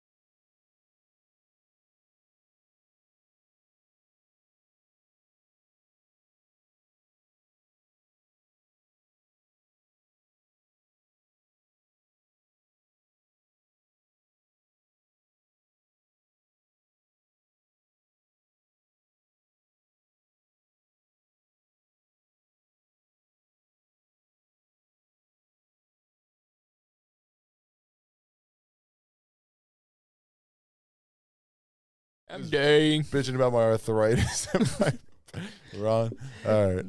No, but like I think we were talking about it. Like as you get older, like the types of things you have to do to keep yourself healthy. I'm at the point where I'm about to start doing like some bits of yoga, like Joe Rogan does, because I'm like, oh damn, I just can't lift weights like the same way I used to anymore. I should. Well, that's the thing. Once this kind of coronavirus passed, and I got back in, and I'm like, dude, you look like a fat slob. I was a fat slob.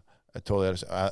So I went back to the gym with the mindset that I'm just going to lift heavy as fuck. Like, I'm going to give it one last shot. Okay. I'm like, I'm 30. I'm like, I'm just going to go. I'm going to try to bench 500.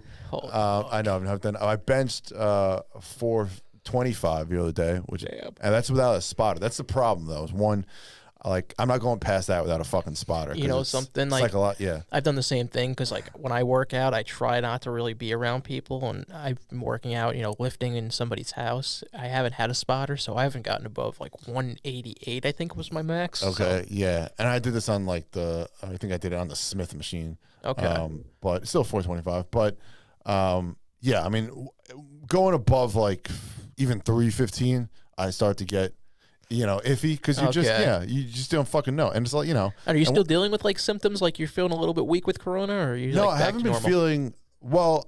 I'm definitely, my strength is not what, but it's coming up. I mean, I'm just pushing myself. Like, when I was deadlifting the other day, like 2 weeks ago, I was like, I went from like 315 to 405. I was like, fuck it, yeah. And I was just like, I'm just going to ruin my fucking back. And I'm the kind of guy, again, I don't use like any kind of wraps, or I'm just fucking raw it or don't. You know what I'm saying? You don't even put any freaking powder or never nothing? use that stuff in my life. Oh, man. But then I have a belt, and so I was like, fuck it, let's just, first of all, the belt isn't the most awful thing in the world. Really? It doesn't, people think it straightens your back. It doesn't straighten your back. All it does is basically makes it hard for you to breathe. I know you said that. Yeah. So. It's basically just supposed to keep your core tight. So like that, you can't extend out when you have to breathe. So it just but you can't catch your breath either. Like that's the problem. So after 2 reps, you're like, holy fuck, I'm completely winded. Taking this off. I'm ripping this belt off. Yeah, because your back is fucking, your vertebrae are like popping out anyway. And you're like, sorry, it's all good. But yeah, so I went 405 for like 5 reps. And then I was like, F it, let's just go two more 25s. I'm like, I'm just gonna blow my back out here. And then see, that's what you can't do. I mean, you got to. Your back is like precious real estate at this point. I know. But I'm just like, let's just, you know, I'm just gonna give it one last shot, just see how heavy I can go and everything. So it was like 455. Okay. I did it for like 2, and that's the thing is, one, your grip strength is not nearly what it was yet. Yeah. So like in 2 reps, it slipped right. You know, I'm like, all right, even though maybe I could do a couple more. Yeah, and then I was like, let's just do 1 rep of 475, and I thought I couldn't walk after that. Yeah, basically, I was like, all right, I think a couple vertebrae popped out. There was one time I was actually deadlifting, and I had some Russian guy come up to me in the gym, was like, I need to tell you, no, you lift like that, you hurt your back. Oh, I hate those guys. Like, I kind of appreciated it, because like, he pointed out, like, this is what you're doing, because he literally was like a freaking like giant Russian powerlifter. He's like, you're gonna hurt your back if you do that. So yeah. I mean, like, you lift any kind of heavy weight, but my knees are, I have arthritis in my hip. It cracks. It cracks every time I walk. Just when I walk. Yeah. And I have a torn labrum over there in my hip. I've had that for a while now. Yeah, it doesn't, like, it doesn't hurt when I exercise, though. That's what I mean. Like, it's weird. Like, do you have to do, like, anything to compensate for it, or? Not really. Like, it's just kind of, like, when I'm walking, it just cracks. And I'm like, it's annoying. And, like, I'll kind of, you know, like, I'll feel it. But, like, yeah, if I squat or something, like, I don't feel it. It doesn't ever bother. So I'm kind of just like, you know, whatever. But, like, yeah, my left leg doesn't stretch as far as my right, and it can get painful if I try to stretch. And if that's the thing. When I kick, like when I was doing MMA, that's when it came into play. Like, obviously trying to kick, repeat it with a torn labrum and fucking, that's when I couldn't, you know, I couldn't kick as high. But, like, squatting or any kind of stuff, it doesn't affect me. And yeah, Thank God, because squats are like the one exercise I wouldn't do without. Oh, well, Yeah, well, that's the thing. I can't. I do them, but my knees are so effing shot. And dude. you're probably doing heavy weight too, right? Yeah, I mean, I've never really gone. Yeah, I went like 405 the other day. God damn. Which it's just not a lot. It's a lot on your knees. Like, yeah I mean, because I'm 250 plus now. I'm adding another 405. So my knees are screaming out. Just thinking about it, my knees hurt right now. And I have like I got like a lump over here. It started to swell on the tibia. Shit. Yeah, and that's what really hurts. Actually, is I'll get like I feel like my tibia is about to crack. I probably have a fracture in there. Yeah, that's something you don't want to play with because that'll just give out and you're gonna drop all that weight. I'm that idiot who just goes F it. Yeah, because I'm kind of like, this is my last hurrah. I'm just gonna, because again, oddly enough, working out has never really been about being healthy. At least, you know what I mean? Like, not for me. Well, I think I've crossed that threshold where it used to be I was trying to do it for like aesthetic purposes, but now it's really because like I'm realizing I'm older and I'm trying to like take care of myself. So I'm like, let me get the strength up, so at least it'll be there for a while I deteriorate over the next 10 years. Well, I've got this scenario where I have a brother who is 18 months older than me, and I have one who's 5 years older than me. So I have a real good look at what's coming down the pike for me. Yeah. And then like you've seen Forrest Gump, obviously. Oh, it's my movie. Lieutenant Dan's like, one of his family members have died in every single American war. Right. My family, it's like someone has herniated their back in every single like male generation of the Frankel family. That's funny. That's what I'm up against. That's funny. Yeah, and my shoulders, like I've had like a torn labrum or something. Damn, you have done some damage. That's since like 7th grade. I've never got it fixed. Really? I've always just dealt with the pain. I actually had a doctor once tell me, like, there's really not much you can do for it. Like, just deal with the pain. So it's just sort of what I've been doing. So like my right arm is actually, that's my dominant arm. Okay. But it's not as strong as my left. Really? Like if I bicep curl, I can do like half what I can do in my left. It gives out because again, like the nerves and the labrum are over here. And you never tried anything like acupuncture? I've done physical therapy, but it's a torn muscle. Like that was never going to help. They tried to tell me it's my posture, and I'm like, no, that has absolutely nothing to do with it. Yeah. But I don't know if you can see, my right arm is a little more inverted than my left.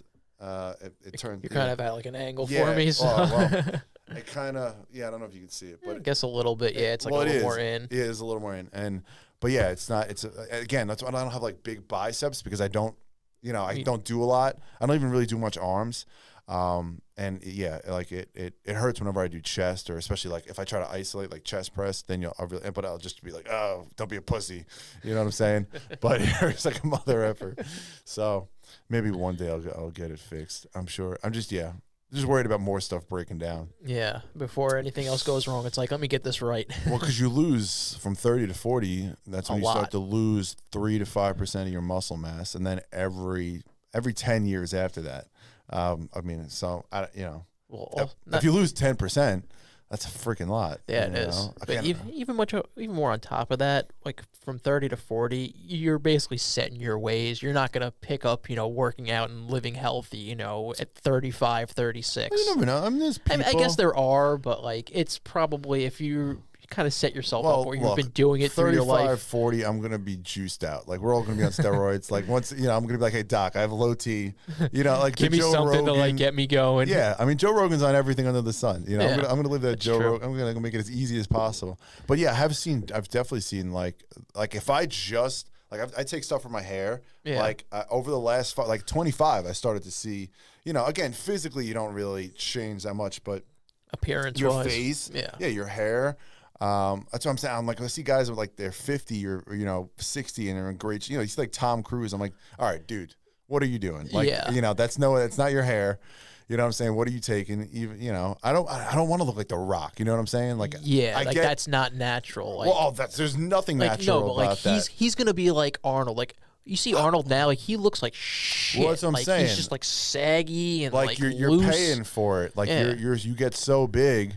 And again, look, if that's what you want to do, and maybe if you don't give a shit when you're like 60, 70, like someone who was kind of smart about, physically, Rocky, Sylvester Stallone, like he always kind of, like when you saw him even like 10 years ago, like he looks horrible in the face because of all the growth hormone, and if you saw his hair, it's totally, but He still looks he didn't sag because he was never that big. Yeah, he was cut, chiseled. He was always wasn't ripped up. Like when you look at Arnold, he was so fucking big that like now and his he's arms shrunk were down. so big. His biceps were so huge that. And I've seen videos with him where his doctor has told him like, listen, you can't lift heavy at all anymore. So you now see Ronnie Coleman. Yeah, like and the his biggest guy veins ever. are like. Yeah, he's still got the python veins, but he's a crippled, haggled. And again, I don't lift that kind of weight, so I'm never gonna have that problem.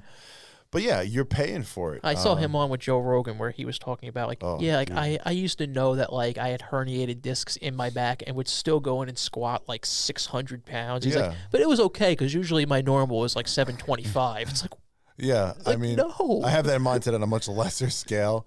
But yeah, look, he's paid for it. He tries to even, he was like, yeah, I still feel kind of good. I mean, look, God bless him. He still works out. Yeah, every day. I'm like, dude, you're crippled, but God bless you. Yeah. He was the biggest human being. Yeah, him and Jay Cutler. I think those were like two of like my favorite Mr.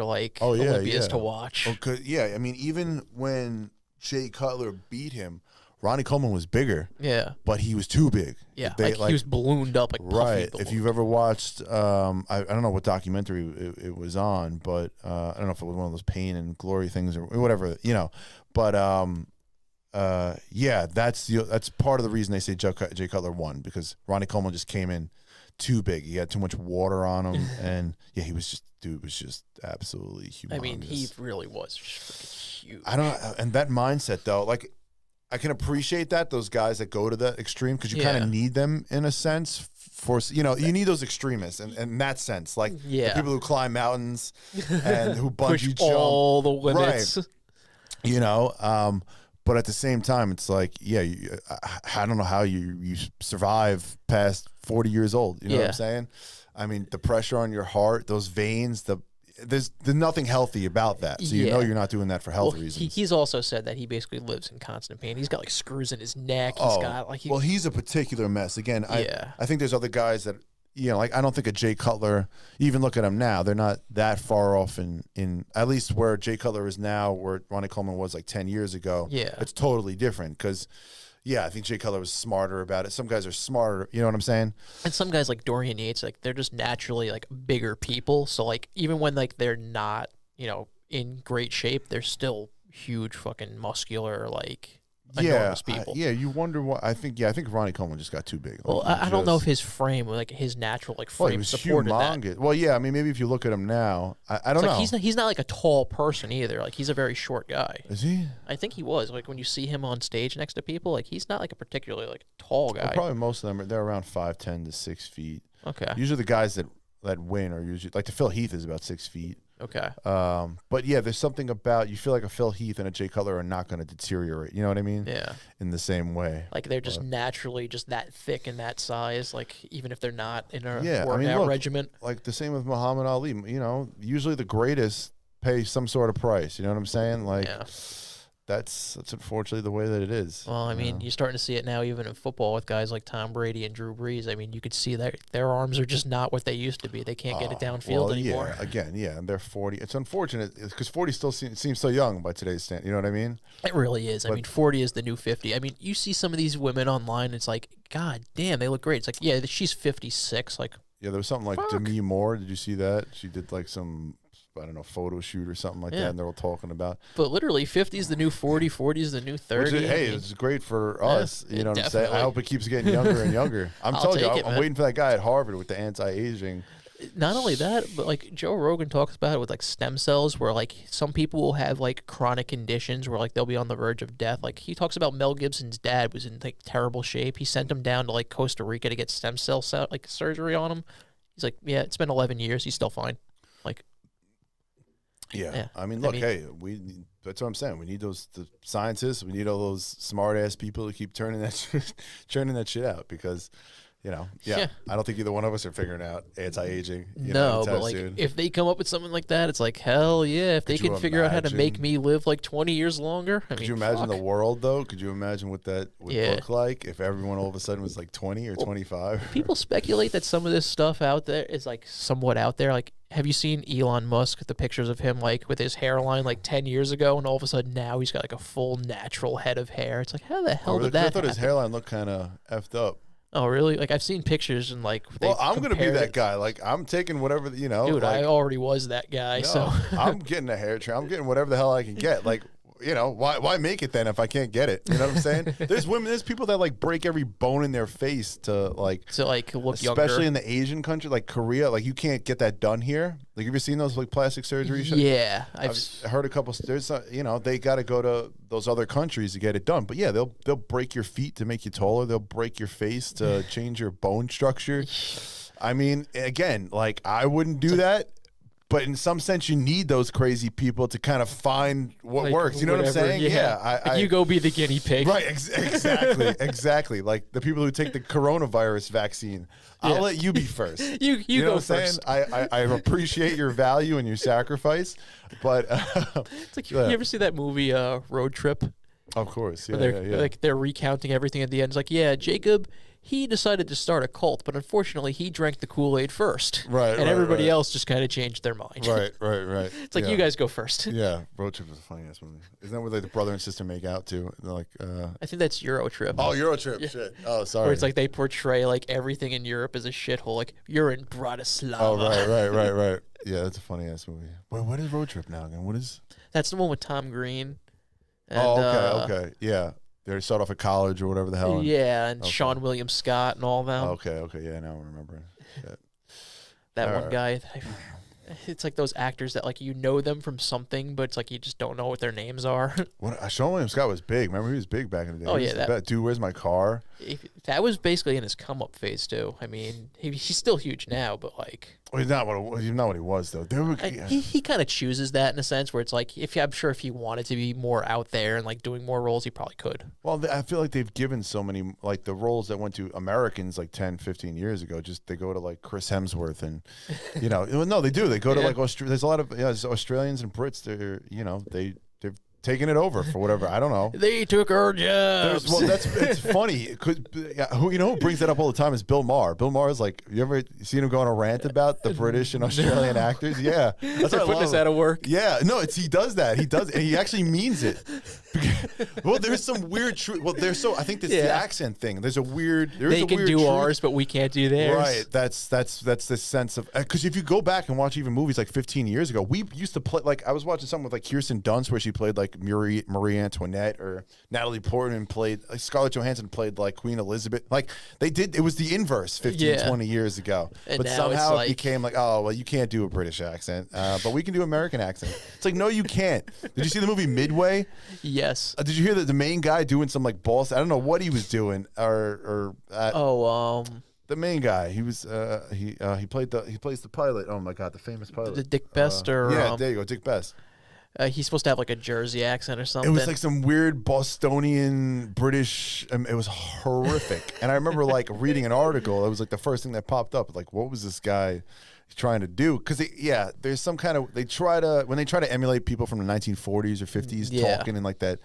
That Brooklyn. Weird, they had much more like regionalized accents. They think everybody had like a Brooklyn accent or something like that, and talked like, "Hey, Tommy, where you?" Yeah, you know what I'm saying? Like Brooklyn and Philly each had like their own like unique accents, right? Or some yeah, shit. like just because if you listen to like old, like obviously footage, FDR, they had a different accent. Yeah, because obviously more things formal, more regional. People didn't travel as much, so right? Like, but it was also kind of closer to, I would say, even like a Western, like almost not British, but it was more formal, like an aristocratic. Yeah, type. it was definitely more that, because again, those were the kind of people I think that were educated, and it was the WASPs, right? And they wanted everybody to speak the same way. That was common in Britain. You spoke the Queen's English. You know what I'm saying? Everybody had the same. I've heard that. Yeah, they had the same accent. That wasn't considered. It was considered low class of you if you had like a Cockney accent or anything. They beat that out of you.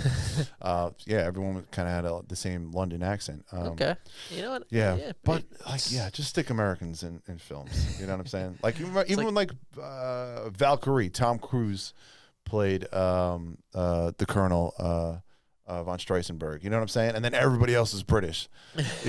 Like you get one guy in there. That's the way it is. You ever notice that? Like the main guy will be American, everybody else is British, or it's the opposite. I think remember that movie Crazy Rich Asians?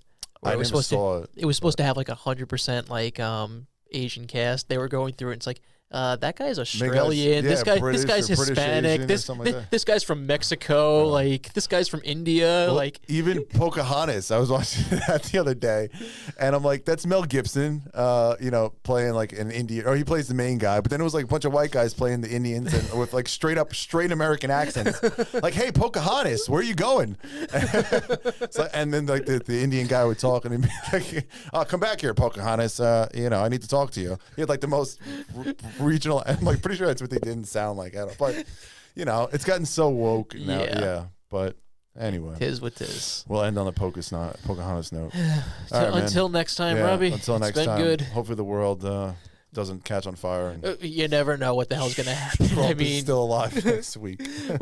We have a whole nother debate to go through next week, so we'll have something. I know.